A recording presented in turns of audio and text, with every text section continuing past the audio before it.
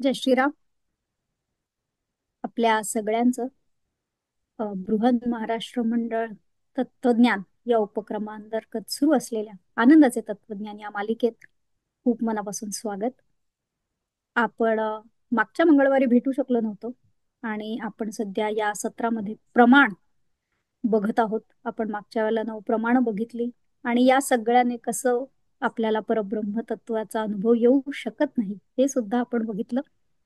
आपल्याला परमपूज्य मंगेश दादा यांचं अतिशय समर्थ मार्गदर्शन मिळत आहे आणि आपण खऱ्या आनंदाच्या शोधात आपल्याला मार्गात काय काय सापडतं आणि तो मार्गच कसा असतो, त्याची दिशा कशी असते, हे सगळं या सत्रातून आपल्याला ते सांगत असतात.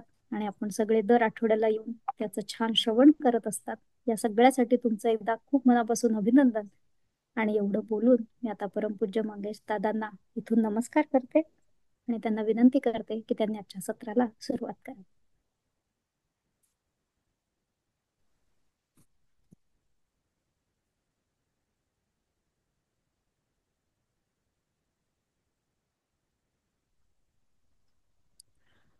गलद्दानगण्डं मिलद्भृङ्गखण्डं चलच्चारुशुण्डं जगत्त्राणशौण्डं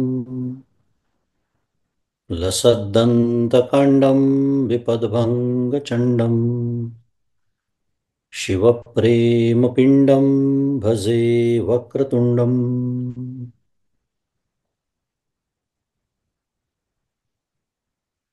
अहं निर्विकल्पो निराकाररूपो विभुर्व्याप्य सर्वत्र सर्वेन्द्रियाणां सदा मे समत्वं न मुक्तिर्न बन्धः चिदानन्दरूप शिवोऽहं शिवोऽहम् चिदानन्दरूप शिवोऽहं शिवोऽहम्। गुरुर्ब्रह्मा गुरुर्विष्णुः गुरुर्देवो महेश्वरः गुरुः साक्षात् परं ब्रह्म तस्मै श्रीगुरवे नमः। ब्रह्मानन्दं परमसुखदं केवलं ज्ञानमूर्तिं द्वन्द्वातीतं गगनसदृशं तत्त्वमस्यादिलक्ष्यम् एकं नित्यं विमलमचलं सर्वधी साक्षिभूतम् भावातीतं त्रिगुणरहितं सद्गुरुं तन्नमामि। श्री सद्गुरुनाथ महाराज की जय। जय जय रघुवीर समर्थ। श्री राम जय राम जय जय राम। श्री राम जय राम जय जय राम। श्री राम जय राम जय जय राम। श्री राम जय राम जय जय राम। श्री राम जय राम जय जय राम। श्री राम जय राम जय जय राम।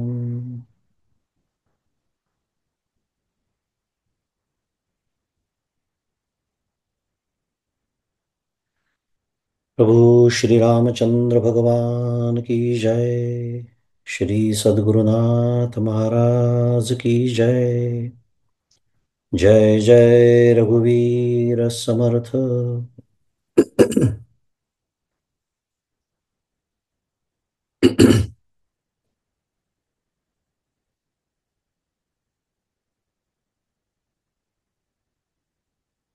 माझे सद्गुरू परमपूज्य डॉक्टर श्री कृष्ण दत्तात्रय देशमुख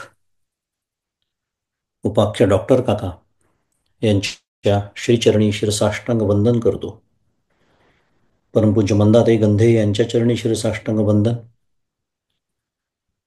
तुम्ही श्रोते जगदीश मूर्ती, तेथे माझी व्युत्पत्ती किती.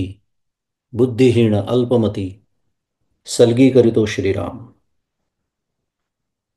तुम्हा सर्वांना सप्रेम अभिवादन.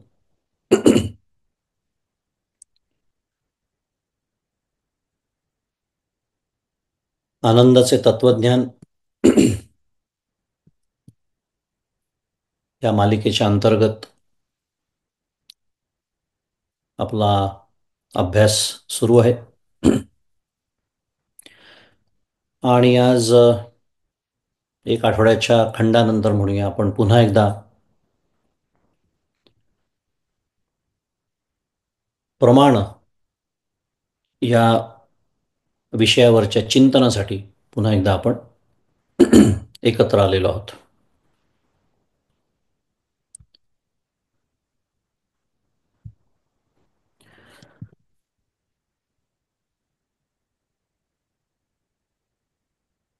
गेल्या एक 2-3 सत्रांमध्ये असं म्हणता येईल,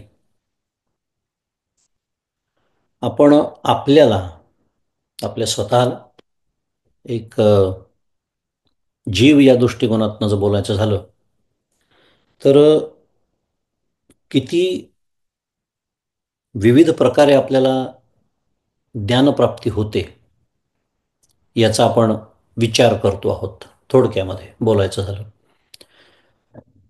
प्रमाण वगैरे सगळं हा शास्त्रीय विषय तर आहेतच, तो आपण बघतो आहोतच. पण जर कोणी विचारलं आपल्याला की तुम्ही काय शिकलात बा आजच्या सत्रामध्ये, काय विषय होता, तर आपल्याला असं थोडक्यात नीट सांगता आलं पाहिजे की आपल्याला ज्ञान किती पद्धतीने होतं, ज्ञानप्राप्तीचे किती प्रकार आहेत बा, हे आम्ही शिकतो आहोत. थोडक्यामध्ये हा विषय आहे आपला. आणि या विषयाच्या अंतर्गत आपण चिदाभास म्हणजे काय ही संकल्पना समजून घेतली. कारण या सगळ्याचं मूळच ते आहे. चिदाभासच जर आपल्याला कळला नाही किंवा तो कळला पण लक्षात राहिला नाही, हा पुढचा डोलारा त्याच्यावरती उभा राहणं शक्य नाही. त्यामुळे आपण चिदाभास म्हणजे काय, त्याच्यानंतर प्रमाता म्हणजे काय, ज्याला आपण जीव असाही शब्द वापरला.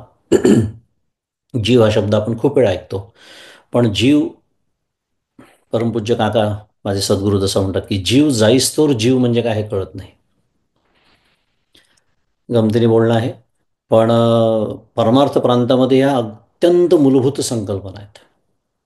अत्यंत मूलभूत या आपल्याला कळल्याच असल्या पाहिजे आणि त्या आपल्याला स्पष्ट माहिती असल्या पाहिजे. चिदाभास, प्रमाता म्हणजे पुन्हा जीव, म्हणजेच तुम्ही आम्ही सर्वजण. प्रमाण तो तर आपला मुख्य विषयच आहे. आणि प्रमेय, प्रमेय म्हणजे पुन्हा एकदा ज्या विषयाचं आपल्याला ज्ञान करून घ्यायचं किंवा ज्या विषयाचं ज्ञान आपल्याला होतं, प्रमेय. अशा विविध संकल्पना आपण समजावून घेतल्या. त्याच्यानंतर प्रमा आणि अप्रमा असे ज्ञानाचे 2 प्रमुख प्रकार आपण बघितले. थोडीशी उजळणी, कारण एक आठवड्याचा खंड झालेला आहे, त्यामुळे तुम्हाला सर्व स्मरणात असेल माझी खात्री आहे. पण माझ्या अंतःकरणावरती प्रपंचाची धूळ बसलेली असल्यामुळे मला उजळणीचा नेहमीच उपयोग होतो. म्हणून अनेक विषयामध्ये छान प्रवेशही होतो या दृष्टीने. तर प्रमा आणि अप्रमा असे ज्ञानाचे 2 प्रमुख प्रकार आपण बघितले. प्रमाणापासून उत्पन्न झालेलं यथार्थ ज्ञान म्हणजे प्रमाज्ञान असं आपण शिकलो होतो, जर आपल्या स्मरणात असेल तर. प्रमाणापासून उत्पन्न झालेलं, अगदी शास्त्रीय शब्द वापरायचा झाला तर प्रमाणजन्य. थोडंसं कठीण बोललं की जरा बरं वाटतं.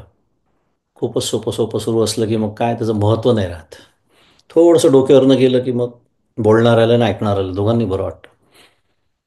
असं गमतीचा विषय काही नाही, आपल्याला छान सोपं करून शिकून घ्यायचं आहे सगळं. प्रमाणापासून उत्पन्न झालेलं म्हणजे प्रमाणजन्य ज्ञान, त्याला म्हणायचं काय, प्रमाज्ञान. आता ज्या प्रमाणांपासून हे ज्ञान उत्पन्न होतं त्या प्रमाणांचे आपण 9 प्रकार बघितले. प्रत्यक्ष, अनुमान, शब्द, उपमान, अर्थापत्ती, अनुपलब्धी, शक्य, ऐतिह्य आणि चेष्टा. काय झालं आहे? उजळणी सुरू आहे. थोडंसं काय शिकलो बा आपण गेल्या 2-3 सत्रामध्ये, कारण या सगळ्याचा पुन्हा आपल्याला आता आजच्या विषयामध्ये उपयोग करून घ्यायचा आहे, म्हणून बाकी काही नाही. प्रत्यक्ष पुन्हा आपण बघणार नाही हे सगळं सविस्तर, पण प्रत्यक्ष माहिती आहे आपल्याला. आत्ता ज्या पद्धतीने आपल्याला ज्ञान होत आहे, अगदी साध्या भाषेत बोलूया, त्याला म्हणायचं प्रत्यक्ष. अनुमान आहे, शब्द आहे, उपमान, अर्थापत्ती वगैरे, असे 9 प्रकार आपण प्रमाणांचे बघितले. सविस्तर आपण त्याचा अभ्यास केला. या सर्व शास्त्रीय गोष्टींचा उहापोह करण्याचं कारण, तेही आपण मागच्याला बघितलं होतं, जर तुम्हाला आठवत असेल तर, की हे सर्व आपण कशासाठी, आपल्याला काय परीक्षेत हा प्रश्न येणार आहे का? 9 प्रमाणं कोणती ते लिहा, त्यांची लक्षणं सांगा, 10, आणि मला 10 पैकी 10 गुण मिळणार आहेत, त्याच्यासाठी आपण हे करतो आहे का? नाही.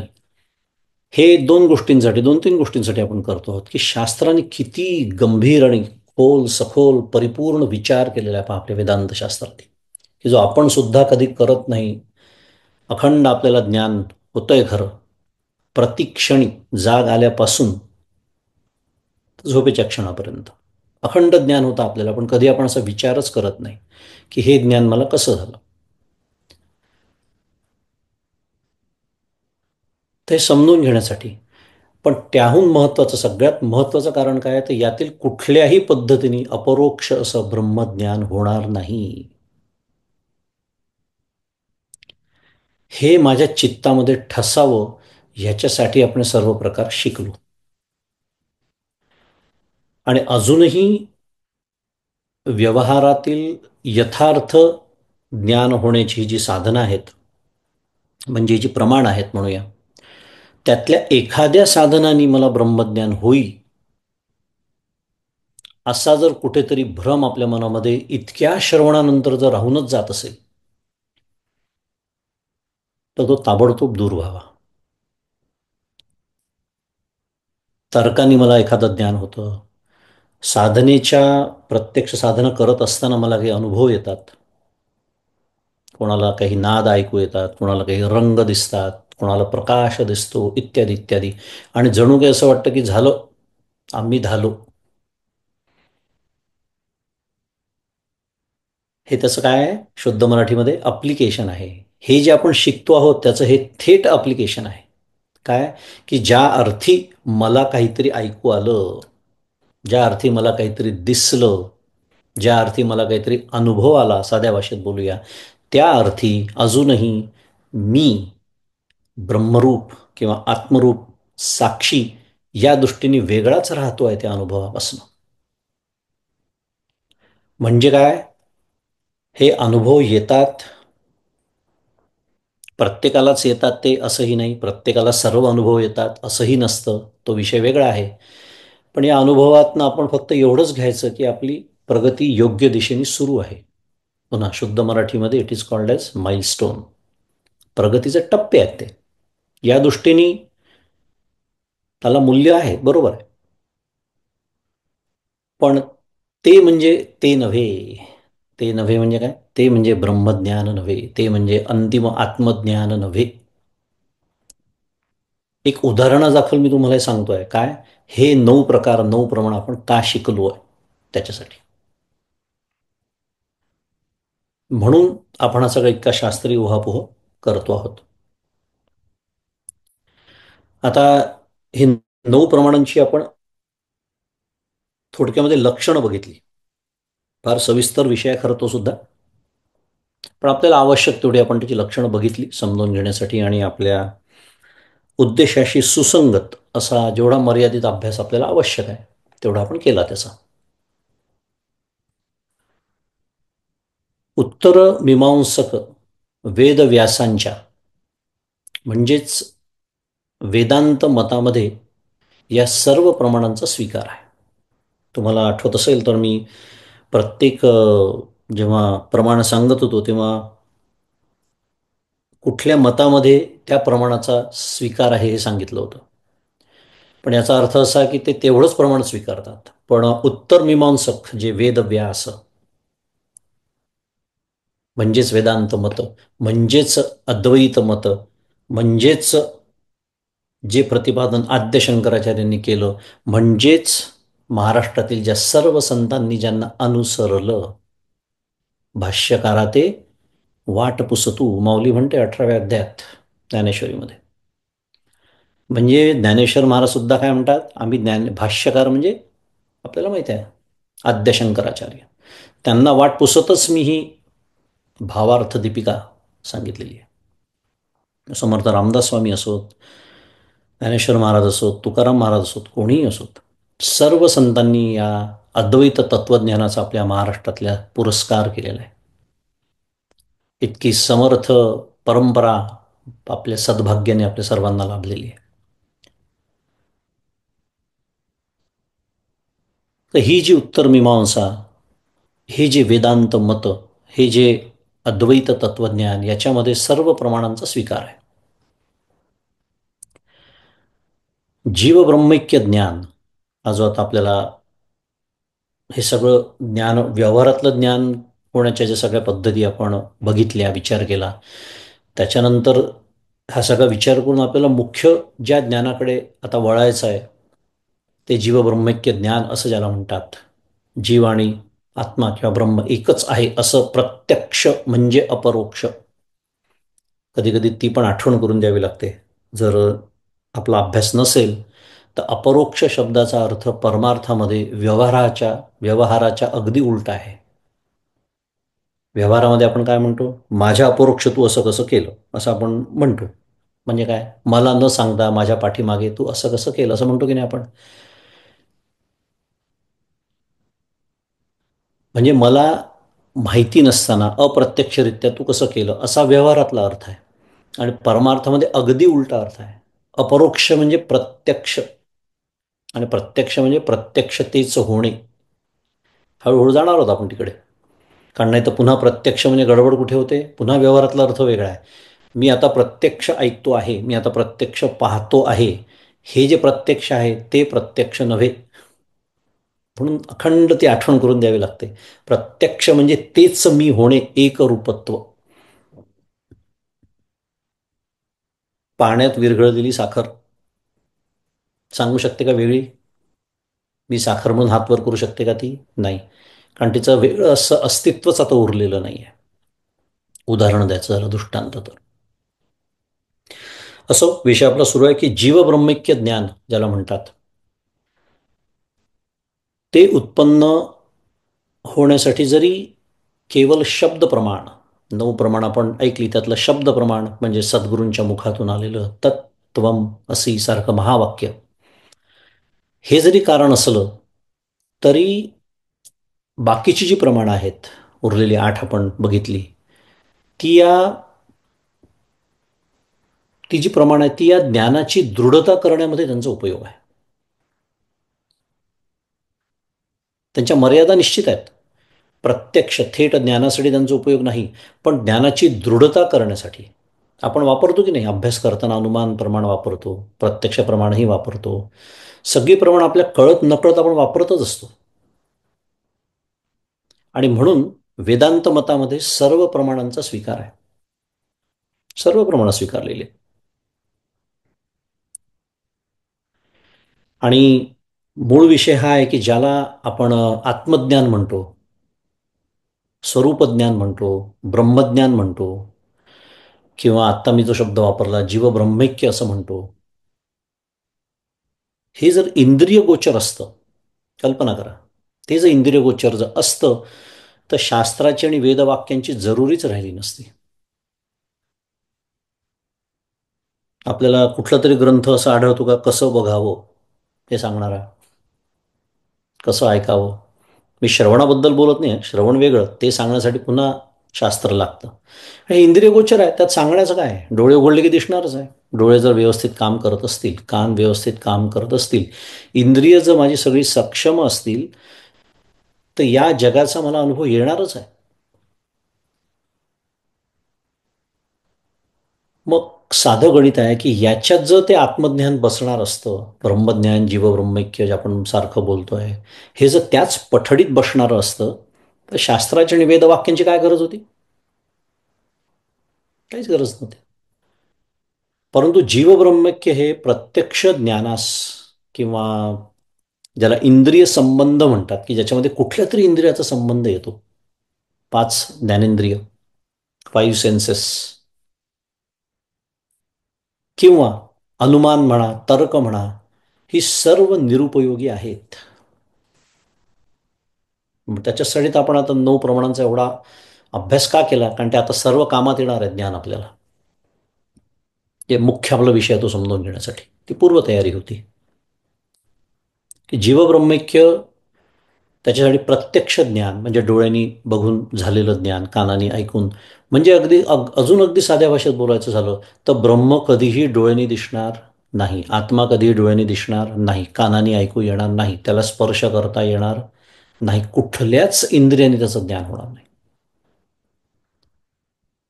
अनुमानाने किंवा तर्काने सुद्धा त्याचं ज्ञान होणार नाही, की जी धडपड आजचं आधुनिक विज्ञान करत आहे. सत्य तत्व या अंतिम सत्याचं जे अन्वेषण, शुद्ध मराठीत ज्याला कॉन्शियसनेस म्हणतात, फार सध्या विशेषतः न्यूरोसायन्सच्या क्षेत्रामध्ये फार मोठं संशोधनाचा विषय आहे, व्हॉट इज कॉन्शियसनेस. पण त्याची कॉन्शियसनेसची व्याख्याच चुकत असल्यामुळे ते प्युअर कॉन्शियसनेसपर्यंत पोचूच शकत नाही आहेत. कारण कॉन्शियसनेस म्हटलं की त्यांना कॉन्शियसनेस विथ माइंड एवढंच कळतं, म्हणजे त्यांना परसिव्ड कॉन्शियसनेसच कळतो, प्युअर त्यांना कळतच नाही. कारण मी नेहमीच माझं वाक्य, they are trying to fathom infinite with the finite. No matter whether it's a physical instrument outside or no matter whether it's an instrument like your mind or intellect which is within. Finite. It's physical in nature. जड आहे. थोडक्यामध्ये इंद्रिय संबंध कामाचा नाही. अनुमान तर्क मी जे म्हणतोय हे सुद्धा निरुपयोगी आहेत. So now the question is, if everything that we have access to has been rendered useless, then what is the way to know it? वेल, म्हणूनच मानव बुद्धीची निर्मिती नसलेलं अपौरुषेय अशी शब्दराशी जो वेद हा सर्व प्रमाणामध्ये श्रेष्ठ प्रमाण मानल्या गेलेला आहे. कारण मानवी बुद्धीमध्ये नेहमीच आपण बोलतो आहे अखंड दोष, त्याचे वर्णन येईलच कधीतरी, कोणते दोष असतात नेमका. विप्रलिप्सा, करुणा, पाठव इत्यादी इत्यादी. हे दोष नसलेली, जे ईश्वराचं निश्वासित म्हटलं जातं ते वेद, म्हणूनच त्याला अपौरुषेय म्हणतात, कारण ती मानवाची निर्मिती नाही. त्या उपनिषदांमध्ये ज्या ऋषींचं नाव येतं ते त्याचे कर्ते नाहीत, ते त्याचे द्रष्टे आहेत. न तू कर्तारम. द्रष्टारम वेगळा विषय आहे. पण कोणाच्या मनात हे ऐकताना अपौरुषेय म्हटलं की लगेच आपल्याला आठवतं की तिथे तो ऋषींनी असं म्हटलंय असं नाव आहे. द्रष्टे आहेत ते, करते नाहीत. वेगळा विषय, बोलूया कधीतरी. पण अपौरुषेय अशी ही शब्दराशी जो वेद, तो सर्व हे जे प्रमाण आपण ऐकली 9 त्यातला हा श्रेष्ठ प्रमाण आहे. श्रेष्ठ प्रमाण म्हणून आपण त्याला शब्द प्रमाण जे म्हटलं की ते त्याला कारण आहे.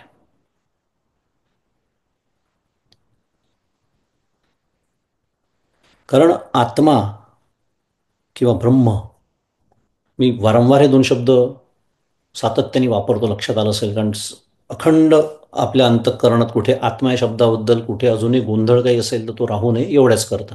ती द्विरुक्ती मी करतो पण मला ती चालते. कारण ब्रह्म म्हणजे आत्मा, आत्मा म्हणजे ब्रह्म, विषय संपला.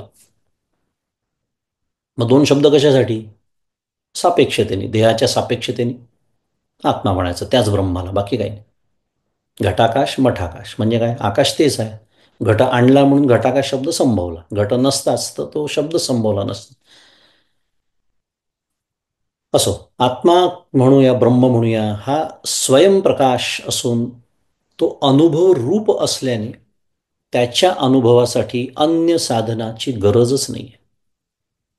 आता हळूहळू आपण खूप सूक्ष्मामध्ये चाललो आहे. खूप लक्षपूर्वक ऐकावं लागणार आहे, कारण नाहीतर सुटून जाईल आपल्या चित्तातून हा विषय. नीट आकलन त्याचं होणार नाही, कारण हाच तो प्रांत आहे. हे आकलन जर मला जितकं छान व्यवस्थित होईल आणि माझं जेवढं एकाग्र होईल चित्त, तेवढं त्या पुन्हा सो कॉल्ड शुद्ध मराठीत अनुभवाच्या मी जवळ जाईन. कारण काहीतरी शब्द वापरावा लागतो.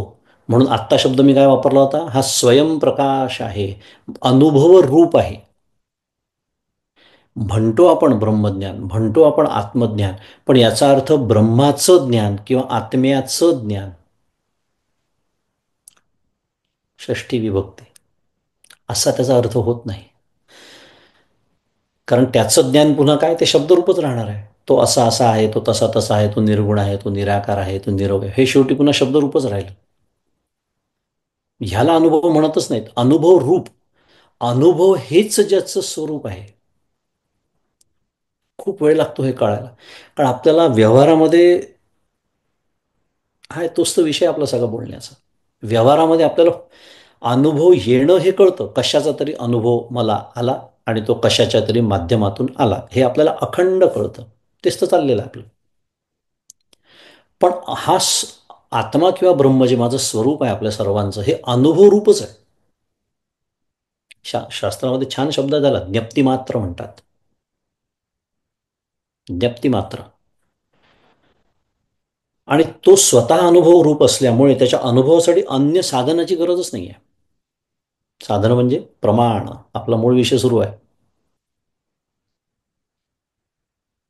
उदाहरणार्थ, मला बोध होतो म्हणजे मला कळलं, असं आपण म्हणतो की नाही साध्या भाषेमध्ये, मला कळलं. म्हणजे त्याला इतकी सहजता आलेली असते की आपण 24 तास हे घोकत फिरत नाही की मला कळलं म्हणून.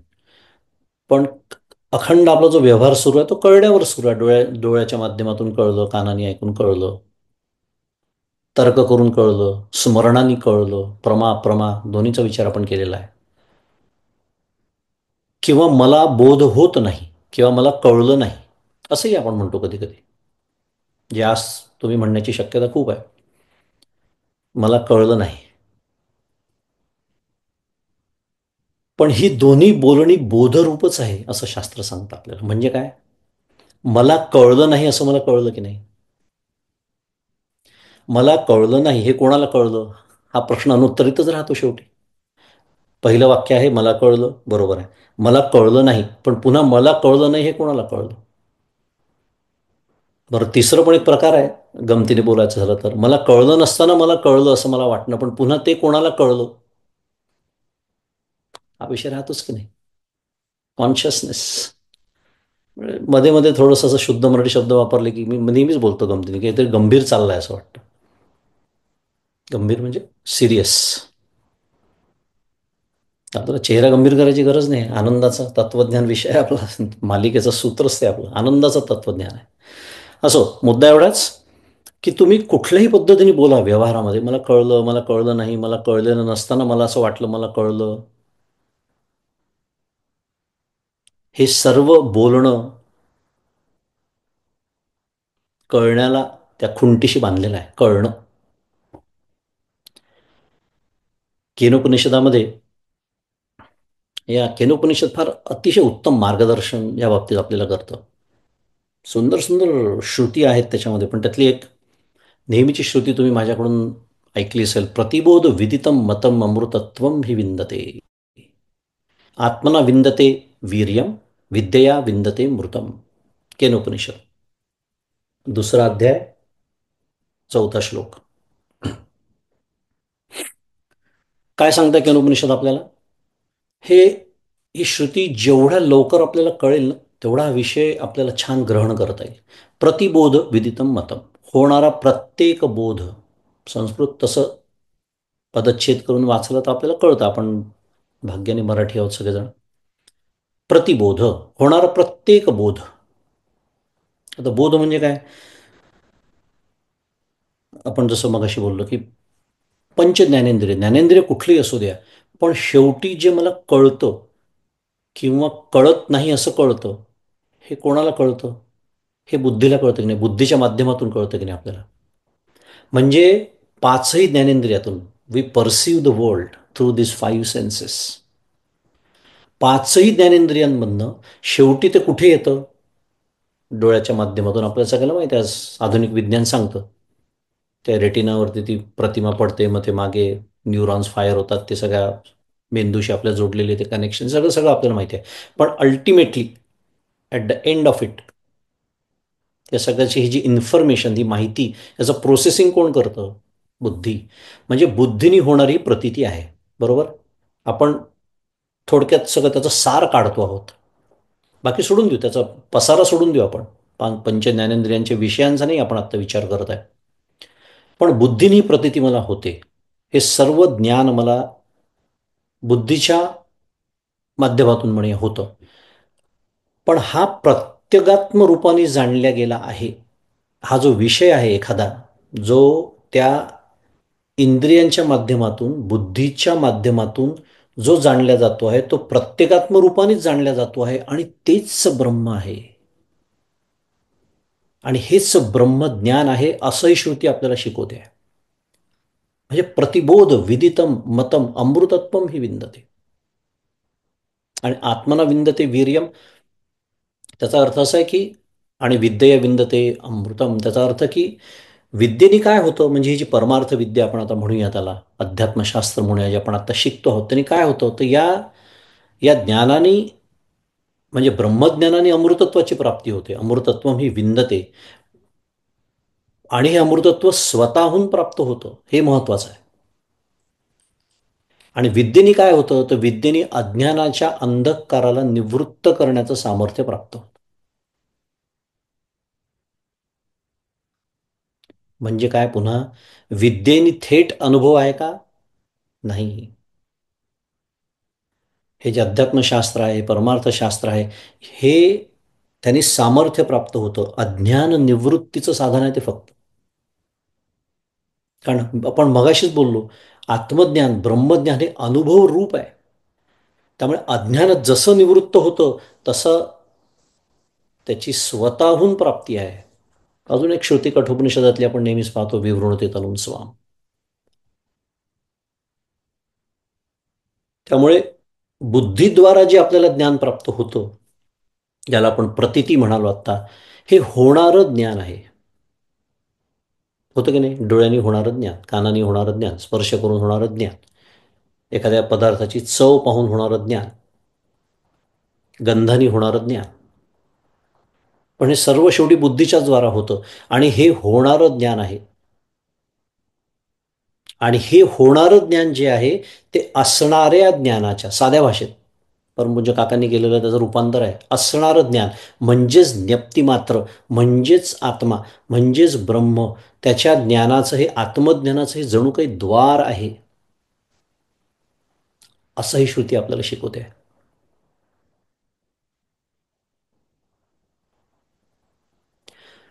होतं काय आपली समस्या? आपण होणाऱ्या ज्ञानाच्या इतक्या मागे लागतो आणि इतकं वाहवत जातो त्या होणाऱ्या ज्ञानामध्ये, की होणाऱ्या प्रत्येक ज्ञानाच्या मागे असणारं ज्ञान ते आहे, प्युअर कॉन्शियसनेस.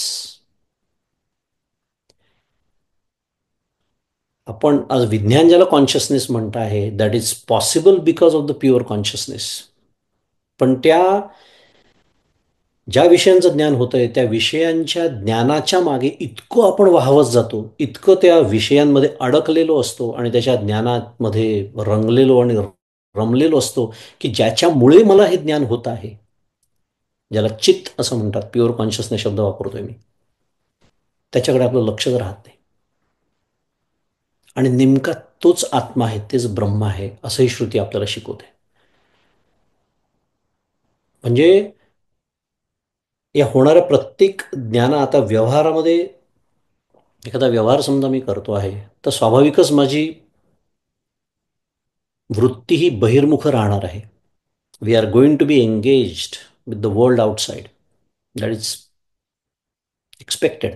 कारण त्याच्याशिवाय व्यवहार होऊ शकत नाही. बरोबर. मी बोलतो आहे, तुम्ही ऐकत आहात, आता व्यवहार सुरू आहे की नाही आपला. पण जेव्हा मी त्याच्यामध्ये इतका आसक्त होऊन जातो की हा व्यवहार ज्याच्यामुळे शक्य होतो आहे, मला जे ज्ञान होत आहे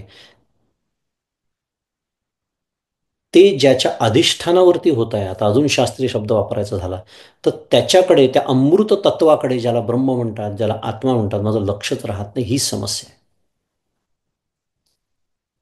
म्हणजे कुठेही जाण्याची गरज नाही आहे. मला, मी बसलोय समजा, शांतपणे मी बसलोय आणि मला काहीतरी विचार आला डोक्यात, म्हणजे मला ज्ञान झालं की नाही. ज्या क्षणी ज्ञान होतंय त्या क्षणी त्याचाच अनुभव सुरू आहे, पण त्याच्याकडे लक्ष राहत नाही. म्हणून तो वैराग्याचा इतका आग्रह परमार्थामध्ये त्याच्याच करताय. हे वैराग्य वैराग्य अखंड आपल्या कानेकपाळी सगळे शास्त्र संत का हो ओरडत असतात. या वैराग्याच्या अभावी ही काय म्हणूया प्रक्रिया घडत नाही. कारण वैराग्य नसणं म्हणजे वृत्ती बहिर्मुख असणं, साध्या भाषेत. आणि वृत्ती बहिर्मुख असणं म्हणजे त्या विषयांमध्येच गुंतलेली असणं, त्याच्या ज्ञानातच गुंतलेली असणं. मग समर्थ तेच सांगतात दासबोधात, काय, अंतर्निष्ठ ते तुके तरले, अंतर्भ्रष्ट ते तुके बुडाले. ही अंतर्भ्रष्टता कमी करणं यालाच वैराग्य म्हणतात. वैराग्य म्हणजे भगवे कपडे घालणं म्हणजे वैराग्य नाही आहे. ते तर बहिरंग आहे त्याचं. भगवे कपडे घातले म्हणजे व्यक्ती विरक्त होत नसतो.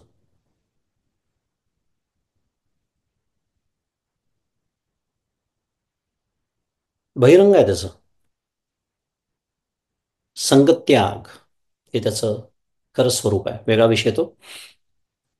थोडक्यामध्ये बोलूया.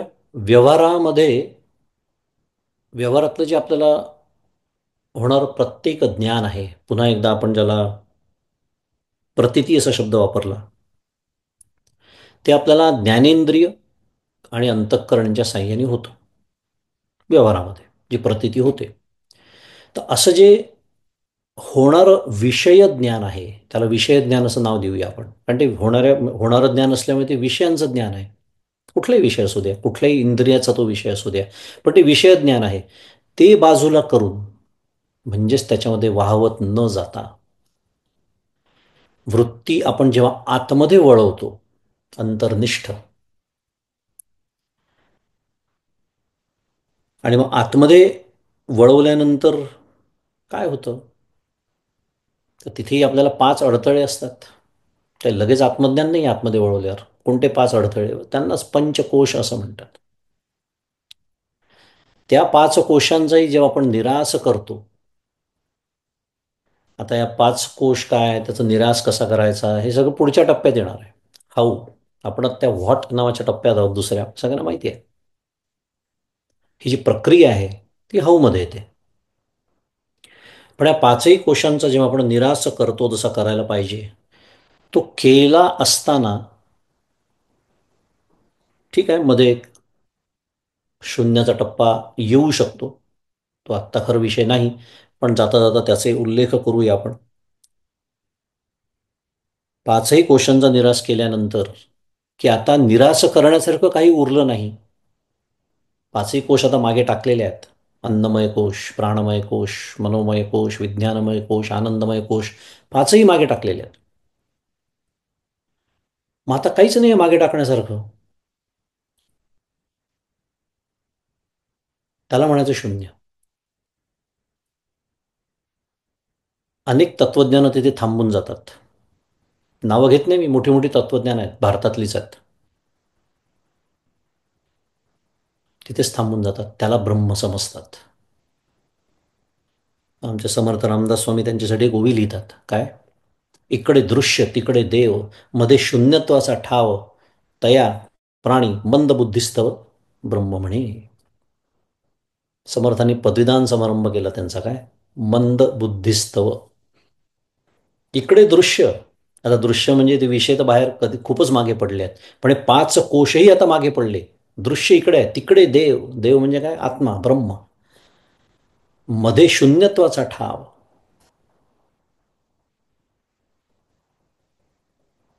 असं का म्हटलं? कारण शून्याचंही प्रकाशन होत आहे. जसे ते बाहेरचे विषय मला कळत होते तसे शून्यही मला कळत आहे अजूनही. पुन्हा ज्याला कळत आहे तो वेगळाच राहतोय. त्रिपुटी अखंड विषय सुरू आहे आपला. हे ज्ञान त्रिपुटीयुक्त ज्ञान नाही. हेच तर आपण समजून घेतोय वेगवेगळ्या पद्धतीने. त्यामुळे या पाचही कोशांचा निराश केला, शून्याचाही मी निराश केला, त्याच्यानंतर जो उरतो तो ज्ञानरूप साक्षी. तोच आत्मा, तोच ब्रह्म आणि तेच ब्रह्मज्ञान. म्हणून मी मगाशी म्हणालो ब्रह्माचं ज्ञान नव्हे, ब्रह्मज्ञान. कारण ब्रह्माचं ज्ञान म्हणलं की पुन्हा वेगळा. पुन्हा ब्रह्माचं ज्ञान म्हणलं की त्रिपुटी. ताबडतोब कोणाला झालं, कसं झालं. ब्रह्मज्ञान इथे एकरूपत्व आहे. कारण आता शून्यही मागे पडलेलं आहे. मी आता एक वेगळा उरतच नाही त्याच्यापासून. म्हणून त्याला अनुभव रूप म्हणतात. म्हणून तिथे एकरूपत्व आहे. म्हणून तिथे द्वैत आता नाही. म्हणून त्याला अद्वैत म्हणतात. हे ब्रह्मज्ञान.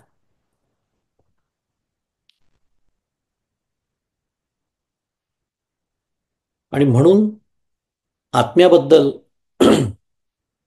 तो असा आहे किंवा तो तसा आहे अशा पद्धतीने बोलता येत नाही. कारण असं बोललं की त्रिपुटी निर्माण होते.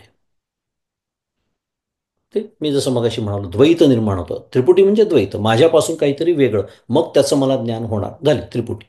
ज्ञाता, ज्ञेय, ज्ञान. आणि माऊलींची नेहमीची ओवी आपली कोणती? ज्ञातृ ज्ञेया विहीन नुसदेची जे का ज्ञान, हे ते ज्ञान आहे. व्यवहारात आपण ज्ञान शब्द ज्या अर्थाने वापरतो त्या अर्थाने नाही आहे. आता लक्षात आलं असेल आपल्या ज्ञान शब्द इथे. ज्ञान म्हणजे प्रत्यक्ष ते होणं, ह्याला म्हणायचं साक्षात्कार. साक्षात्कार नेहमीच आपण गमतीने बोलतो. त्याच्याबद्दल इतके गैरसमज आणि गोंधळ, पुन्हा thanks to movies and T V serials. कारण त्याच्यात साक्षात्कार झालेला दाखवतात. त्यांच्या दृष्टीने तो कॅमेरावरती त्यांना दाखवता येऊ शकतो. दे कॅन कॅप्चर साक्षात्कार. केवढी प्रचंड थट्टा चालते पहा या क्षेत्रामध्ये. आपण आत्ता जे शिकतो आहे की जे इंद्रियगम्य नाही, पण ते दाखवतात. देऊळ वेळं वाकडं होतं, विजा कडाडतात, घंटा बिंटा वाजायला लागतात. आपल्याला वाटतं साक्षात्कार झाला की असंच काहीतरी होतं, भूकंप होतो, कॅलिफोर्नियात जसा होतो तसं. साक्षात्काराचा अर्थ साक्षात जे आहे ते होणे. तिथे आता मी तसं झालो आहे हे सांगायला सुद्धा कोणी उरत नाही. याही अर्थाची सुंदर श्रुती केनोपनिषदामध्ये येते. थोडक्यात आत्मतत्व, ब्रह्मतत्व, त्याच्याबद्दल ते असं आहे ते तसं आहे अशा पद्धतीने बोलता येत नाही. आणि असं बोललं की त्रिपुटी निर्माण होते. आणि त्रिपुटी निर्माण झाली की आत्मा जो आहे तो ज्ञेय ठरतो. कसं पहा किती छान शास्त्र आहे वेदांतशास्त्र. ज्याच्याबद्दल बोलता येतं ती वस्तू ज्ञेय ठरते की नाही. कारण ज्याच्याबद्दल बोलता येतं त्याला काहीतरी विशेष असतात की नाही. त्याला काहीतरी उंची असते, जाडी असते, रंग असतं, चव असतं.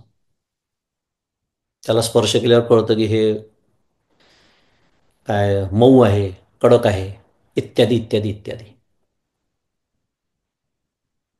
ज्याला विशेष असतं त्याचंच वर्णन करता येतं. म्हणून ती वस्तू ज्ञेय ठरते. आत्म्याचं जर मी वर्णन करायला गेलो तर आत्मा ज्ञेय ठरेल. म्हणून तर श्रुती न इति न इति असं म्हणून थांबते. श्रुतीला विचारलं आत्मा असा आहे का? न इति. तो पाण्यासारखा आहे का? न इति. तो पृथ्वीसारखा आहे का? न इति. वायूसारखा? न इति. आकाशासारखा? न इति. पण तुम्ही म्हणाल हो पण आम्ही तर त्याचं वर्णन ऐकलं आहे, तो निर्गुण आहे, तो निराकार आहे, तो निर्वयव आहे. पुन्हा ते त्याचं वर्णन नाही आहे. आणि आपल्याला सगळं माहिती आहे सगळ्यांना, आपण सगळे अभ्यासू आहोत. तो पुन्हा कसं नाही हे सांगण्यासाठीच आहेत ते शब्द. आता काहीतरी तर बोलावं लागतं ना, त्याच्याशिवाय कसं व्यवहार कसा होईल. आपल्याला सद्गुरू किंवा शास्त्र समजून तरी कसं सांगणार, काहीतरी तर त्याच्याबद्दल बोलायला हवं.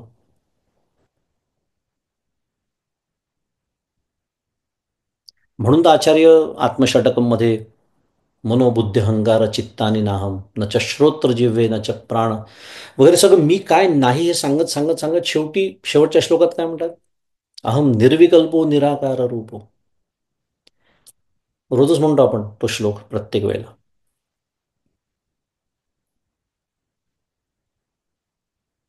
त्याला व्यावृत्ती म्हणतात. असताची व्यावृत्ती सत म्हणू ये श्रुती, माऊली म्हणते. तो सत आहे हे सांगणं सुरू नाही आहे, तो असत नाही हे सांगण्यासाठी त्याला सत म्हटलं. आणि तेही कशासाठी? तर मला असतचा अनुभव आहे अखंड म्हणून.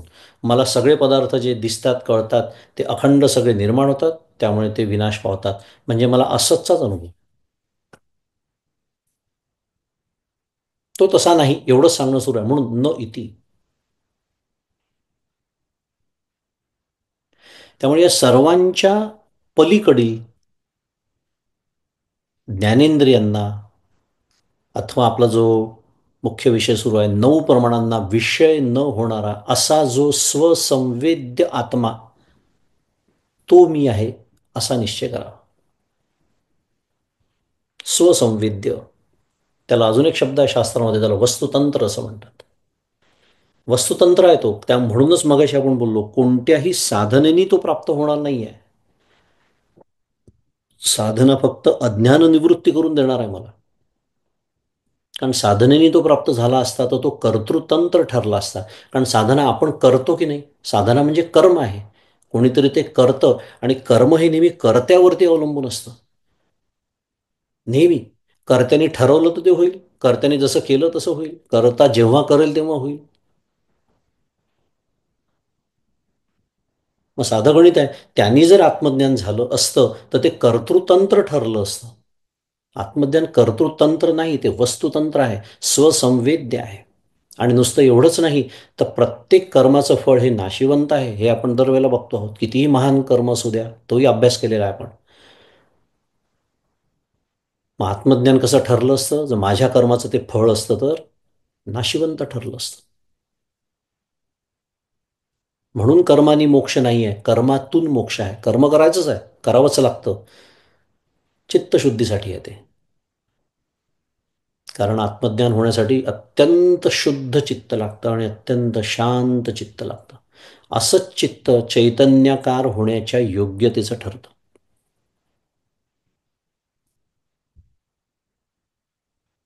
एवढंच मला कर्म देऊ शकतं, चित्तशुद्धी. त्यामुळे ज्ञानेंद्रियांना, 9 प्रमाणांना हा विषय होणारा असा तो नाही, स्वसंवेद्य आहे. माऊलींनी सुरुवातीलाच ज्ञानेश्वरीची पहिलीच ओवी आपल्या सगळ्यांना पाठ आहे, मंगल केलेला आहे. जय जय स्वसंवेद्या आत्मरूपा, म्हणते की नाही माऊली, आत्मरूपा.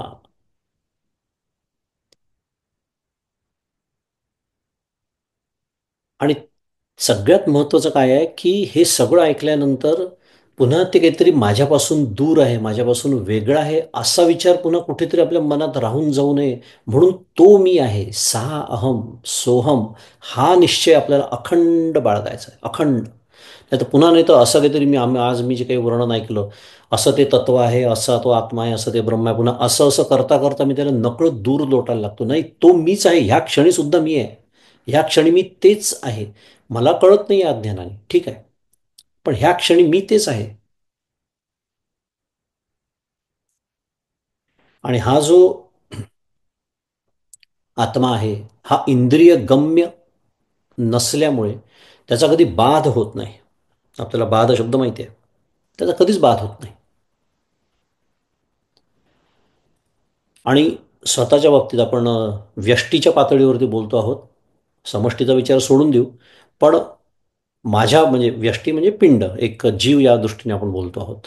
माझ्या बाबतीत, आपल्या सर्वांच्या बाबतीत म्हणजे जर बोलायचं झालं तर आत्म्याचा बाध होत नाही म्हणजे नेमकं काय? तर मी नाही असं कधीच होत नाही.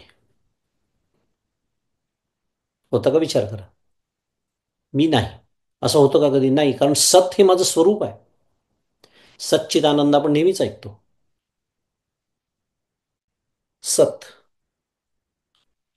अखंड मी आहे.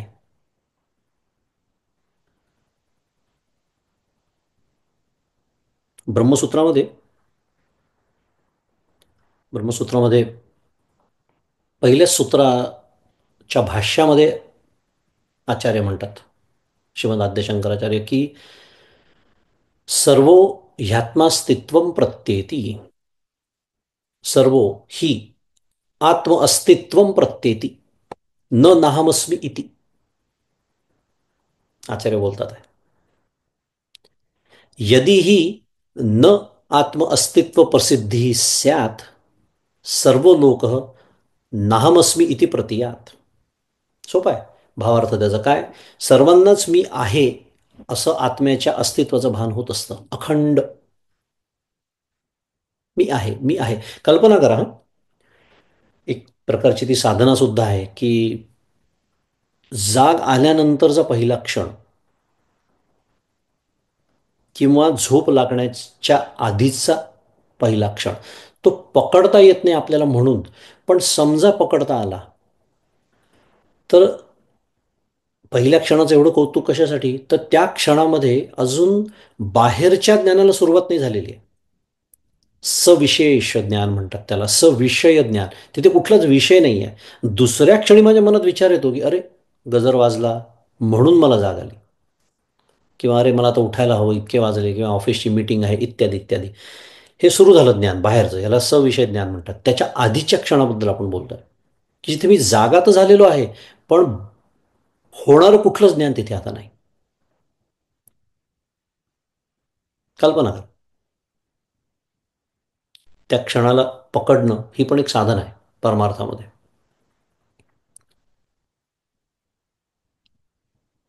माझा विषय सुरू होता की त्या क्षणी आपण सर्वांनाच मी आहे असं आत्म्याच्या अस्तित्वाचं, मी आहे असं आपल्याला अखंड भान आहे. पण तो जो क्षण आहे तिथे ते जास्त स्पष्ट आहे, कारण तिथे दुसरं त्या मीला काही विशेष लावलेला नाही आहे मी अजून. मला जे बाकीचं भान होतं संसाराचं, साध्या भाषेत बोलूया की अरे उठायला पाहिजे, उशीर झालेला आहे उदाहरणार्थ, किंवा जे काही आपल्याला जे काही आपल्याला होत असेल ज्ञान प्रत्येकाचं वेगवेगळं असेल, तिथे त्याला आता विशेष आलेला आहे. पण त्याच्या आधी निर्विशेष मी आहे, फक्त मी आणि आहे. अहम अस्मी सदा भामी, एवढंच. पुढचं अजून सोडून देऊ, कदाचित नाम प्रिया वगैरे. ब्रह्मैवात मतसिद्धम सच्चिदानंद लक्षण, फार सुंदर श्लोक आहे तो, तारकाने तिथे सिद्ध केलेला आहे की माझा हा अनुभव आणि श्रुती जे सांगते ब्रह्मतत्वाबद्दल ते वर्णन एकच आहे, म्हणजेच मी ब्रह्म आहे असा तो श्लोक सांगतो. थोडक्यामध्ये काय की अखंड मी आहे, मी आहे, मी आहे आपल्याला अनुभव आहे, मी नाही असं कधीच वाटत नाही आपल्याला. आणि आचार्य या भाष्यामध्ये असं म्हणतात आहे की जर आत्म्याचा सर्वांना परिचय नसता तर सर्वांना मी नाही असा अनुभव आला असता. कल्पना करा. आपण कल्पनाच करू शकतो, कारण हे शक्यच नाही आहे प्रत्यक्षामध्ये. अखंड मला मी आहे असा अनुभव आहे. आणि आत्म्याचा जर परिचय नसता आपल्याला, याचा अर्थ काय सांगतात आचार्य आपल्याला अप्रत्यक्षरित्या, अरे प्रत्येक क्षणी तुला त्याचा अनुभव आहे रे, प्रत्येक क्षणी तुला त्याचा अनुभव आहे. अर्जुनपण न घेता मी ऐसे जे पांडुसुता, उठत असे तत्वता ते तयाचे रूप. अखंड मी मी मी मी आहे, मी आहे. तो अखंड परमपूज्य काका थोडं रूपकात्मक बोलतात, त्याचा प्रत्येक क्षणी मला फोन येतोय, पण माझी लाईन त्याला एंगेज लागते आहे. पूर्वीच्या काळी फोन तो खाली ठेवावा लागायचा असा क्रेडलवरती. आता ते खूप जुना दृष्टांत झाला. आपण आपल्या साध्या भाषेत बोलूया. माझ्या हातातला स्मार्टफोन बाजूला राहतच नाही. ते 6वं इंद्रिय आपल्या सगळ्यांना जे प्राप्त झालेलं आहे. स्मार्टफोन एक उदाहरण म्हणून घेतलं. स्मार्टफोन हे एक उपलक्षण आहे कशाचं. माझी इंद्रिय ज्या ज्या विषयांमध्ये, आपापल्या विषयांमध्ये अखंड गुंतलेली असतात, याचा अर्थ माझी लाईन त्याला एंगेज लागते. शास्त्रीय भाषेत बोलायचं झालं तर माझं अंतःकरण अखंड सविशेष आणि सविषय अशा पदार्थांमध्ये अखंड गुंतलेलं असतं. त्यामुळे हा जो निर्विशेष आणि निर्विषय मी आहे त्याचं भानच मला राहत नाही. मगाशीच प्रतिबोध विदितम मतम आपण तेच बोललो. त्या होणाऱ्या बोधाच्या मागे इतका मी रंगलेलो आणि रंगलेलो असतो की ज्याचा मला अखंड परिचय आहे आचार्यांच्या भाषेमध्ये. कारण तो जर नसता तर मी नाही असा अनुभव आला असता. थोडक्यामध्ये बोलूया. आत्म्याचा कधी बाध होत नाही. आपला मूळ विषय तो सुरू होता. तो बाध का होत नाही, अखंड त्याचा अनुभव आहे. आणि इतर सर्व गोष्टींचा बाध होतो का, कारण त्या देश काल आणि वस्तू यांनी मर्यादित असतात. त्याचा बाध होऊ शकतो. ब्रह्म किंवा आत्मतत्वाला त्या मर्यादाच नाही, ते अनंत आहे. आणि त्या व्यतिरिक्त इतर कुठलाही पदार्थ तुम्ही घ्या, तो कितीही मोठा असू द्या, ती आकाशगंगा असू द्या, गॅलेक्सी, नाही तर माझ्यासमोरचा हा लॅपटॉप असू द्या, या तिन्ही मर्यादा या पदार्थांना आहेत. उदाहरणार्थ आता लॅपटॉप हा एका ठराविक जागेच राहतो की नाही, म्हणजे मर्यादित जागा तो व्यापतो आहे. आता माझ्यासमोर लॅपटॉप आहे, त्याचा अर्थ काय? त्याच्या पलीकडे त्याला व्यापकत्वच नाही आहे. हा शास्त्र कसं विचार करतं, म्हणजे तो देशांनी मर्यादित आहे. शुद्ध मराठीत त्याला स्पेस. देश म्हणजे स्पेस. देश म्हणजे भारत देश, अमेरिका देश असा अर्थ नाही आहे. देश म्हणजे जागा, स्पेस. त्याने तो मर्यादित आहे, कारण तो इथे आहे याचा अर्थ तो तिथे नाही आहे लॅपटॉप. म्हणजेच तो काय मर्यादित जागेमध्ये ते व्यापलेला आहे. देशांनी मर्यादित आहे. बरं, त्याला उत्पत्ती आहे. नव्हता काही वर्षांपूर्वी, बनवला एका कंपनीने त्याला, आणि त्याला उत्पत्ती आहे म्हणून त्याला नाश आहे. अबाधित सिद्धांत आहे वेदांताचे सगळे. ज्याला उत्पत्ती आहे त्याला नाश असलाच पाहिजे. तो किती काळाने होईल हा भाग वेगळा आहे, पण नाश ठेवलेलाच आहे. उत्पत्ती आहे म्हणजे नाश आहे. म्हणजे तो कालानी मर्यादित आहे, limited by space and time. काही वर्षांपूर्वी नव्हता, काही वर्षांनी तो नसणार आहे. आणि जिथे दुसरा पदार्थ असतो तिथे तो नसतो. आता इथे मी बसलो आहे, इथे लॅपटॉप आहे का? नाही, माझ्या समोर लॅपटॉप आहे. इथे मी बसलेलो असल्यामुळे माझ्या देहाने जेवढी जागा व्यापलेली आहे त्या जागेत हा लॅपटॉप असू शकतो का? नाही. म्हणजे तो वस्तूने मर्यादित आहे. देश, काल, वस्तू. पहा कसं शास्त्र विचार करतं. ही मर्यादा जी आहे ती प्रत्येक पदार्थाला आहे. जी अनात्म आहे त्या सर्वाला आहे. आणि आत्म एकच आहे, ज्याला ब्रह्म म्हणतात. ते सोडून सर्व अनात्म आहे, आणि त्या सर्व अनात्म पदार्थांना या मर्यादा आहेत. ह्या तीनही मर्यादा ज्याला नाहीत ते निर्विकार, विभू, भेदरहित ब्रह्मतत्व. अहम निर्विकल्पो निराकार रूपो विभुर्व्याप्य सर्वत्र सर्वेंद्रियाणाम. विभुर्व्याप्य, निरपेक्ष व्यापक. म्हणजे हे सगळं आपलं जे बोलणं सुरू आहे, खरं विचार केला ना, तर हे जगताच्या सापेक्षतेनेच आहे, relative to the world outside. पण ह्या जगाच्याही पलीकडे अनंत अपार व्यापून असलेलं त्याला म्हणायचं निरपेक्ष व्यापक. म्हणून तर समर्थ काय म्हणतात, पहिले देतात मनोबोधामध्ये आकाशाची उपमा. कोणाला? श्रीरामाला. मग म्हणतात तेही नस आहे. तेही नस आहे, कारण तिथे सापेक्षता येते. पुन्हा आकाशसुद्धा व्यापकच आहे, पण ते सापेक्ष व्यापक आहे. जगताच्या पलीकडे आकाश नाही आहे. आकाश म्हणजे पोकळी, त्याच्यातच तर हे ब्रह्मांड मावलेलं आहे. पण ब्रह्म नावाचं तत्व जे आहे ते त्याच्याही पलीकडे अनंत, निर्विकार, विभू. विभू याचा अर्थ व्यापक, भेदरहित. आणि म्हणून ब्रह्म हे सत रूप, ज्ञानरूप आणि अनंत असतं.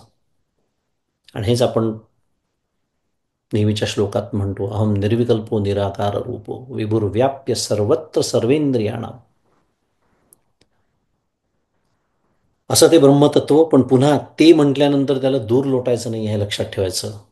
कारण सगळ्यात महत्त्वाचा निश्चय आपल्या सर्वांसाठी काय आहे ब्रह्मज्ञानाबद्दल आत्ता बोलताना, ते मी आहे. अहम ब्रह्मास्मी. आणि असा अनुभव आपल्या सर्वांना सद्गुरूंच्या कृपेने यावा, अशी सदिच्छा सद्गुरूंच्या चरणी व्यक्त करू. आणि आपली वेळ झाली आहे ते थांबूया. श्री सद्गुरुनाथ महाराज की जय. जय जय रघुवीर समर्थ.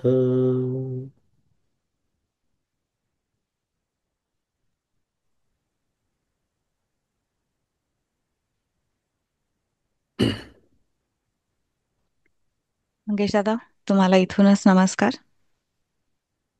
आज खूप छान परत मार्गदर्शन झालं. आतापर्यंत आपण जे प्रमाद ज्ञान शिकलो, प्रमाणांनी होणारं, सगळं ते ज्ञान आपल्याला आत्मज्ञानात साठी कुठल्याही उपयोगाचं नाही, काहीही कामाचं नाही. हे परत एकदा तुम्ही अधोरेखित करून सांगितलं.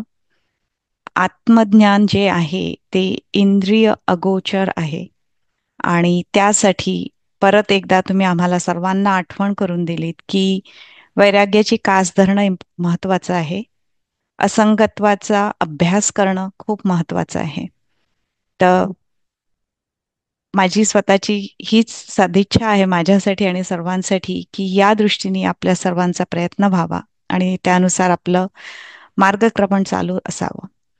आता आपण आपल्या भजन सेवेकडे वळणार आहोत. सोनिया, तू आलीयस? हो ताई. आवाज येतो माझा? खरखर आहे खूप, म्हणजे सर्वांना खरखर येत होती का? परत एकदा बोलून बघतेस? जय श्रीराम. हा, आता व्यवस्थित आहे आवाज.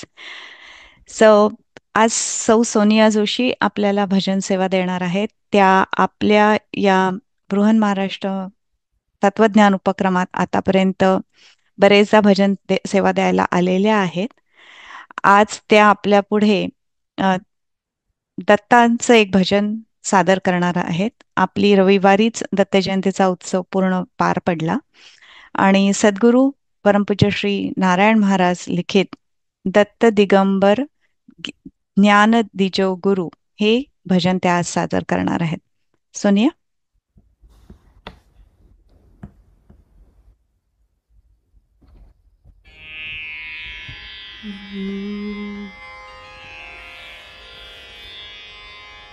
जय श्रीराम दादा. तुम्हाला इथनच नमस्कार करते.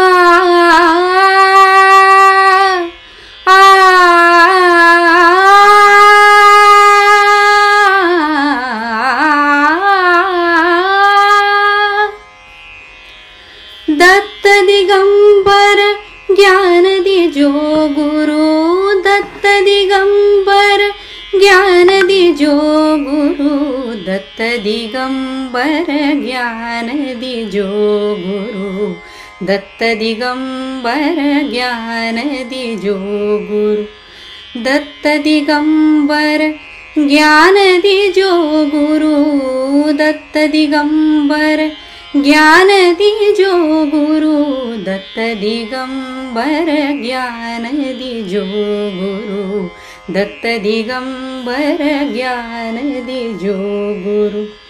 तुम तो हो अवतारी जग में, भक्त के निशिदिनी है रग रग में. तुम तो हो अवतारी जग में, भक्त के निशिदिनी है रग रग में. मेरी भक्ति तुम्हें तो याद दीजो गुरु, मेरी भक्ति तुम्हें तो याद दीजो गुरु, दत्त दिगंबर ज्ञान दीजो गुरु, दत्त दिगंबर ज्ञान दीजो गुरु, दत्त दिगंबर ज्ञान दिजो गुरु, दत्त दिगंबर ज्ञान दिजो गुरु, दत्त दिगंबर ज्ञान दिजो गुरु, दत्त दिगंबर ज्ञान दिजो गुरु. कैसा चलना इस जग माही, अंधियारी सब जग में छाई. कैसा चलना इस जग माही, अंधियारी सब जग में छाई. कोई मोहे ना याद दीजो गुरु, कोई मोहे ना याद दीजो गुरु, दत्त दिगंबर ज्ञान दीजो गुरु, दत्त दिगंबर ज्ञान दीजो गुरु, दत्त दिगंबर ज्ञान दीजो गुरु, दत्त दिगंबर ज्ञान दीजो गुरु दत्त दिगंबर, ज्ञान दीजो गुरु दत्त दिगंबर, ज्ञान दीजो गुरु। दत्त प्रबोध का ग्रंथ लगाया, सबने यहाँ पे सुन सुन पाया। दत्त प्रबोध का ग्रंथ लगाया, सबने यहाँ पे सुन सुन पाया। स्फूर्ति हमारी खड़ी की जो गुरु, स्फूर्ति हमारी खड़ी की जो गुरु, दत्त दिगंबर ज्ञान दीजो गुरु, दत्त दिगंबर ज्ञान दीजो गुरु। दत्त दिगंबर ज्ञान दीजो गुरु, दत्त दिगंबर ज्ञान दीजो गुरु, दत्त दिगंबर ज्ञान दीजो गुरु, दत्त दिगंबर ज्ञान दीजो गुरु। त्रिगुण रूप के तुम अवतारी, तेरी सुनी है ये ललकारी। त्रिगुण रूप के तुम अवतारी, तेरी सुनी है ये ललकारी। शक्ति हमको पूरी दीजो गुरु, शक्ति हमको पूरी दीजो गुरु, दत्त दिगंबर ज्ञान दीजो गुरु, दत्त दिगंबर ज्ञान दीजो गुरु।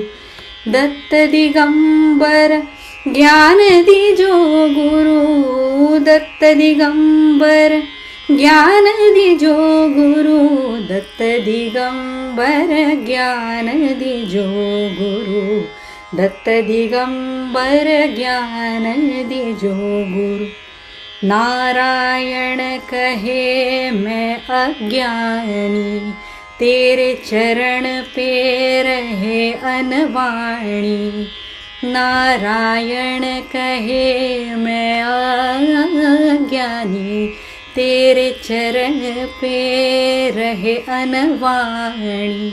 अनुभव मुझको पूरा दीजो गुरु, अनुभव मुझको पूरा दीजो गुरु, दत्त दिगंबर ज्ञान दीजो गुरु, दत्त दिगंबर ज्ञान दीजो गुरु। दत्त दिगंबर ज्ञान दीजो गुरु, दत्त दिगंबर ज्ञान दीजो गुरु, दत्त दिगंबर ज्ञान दीजो गुरु, दत्त दिगंबर ज्ञान दीजो गुरु, दत्त दिगंबर ज्ञान दीजो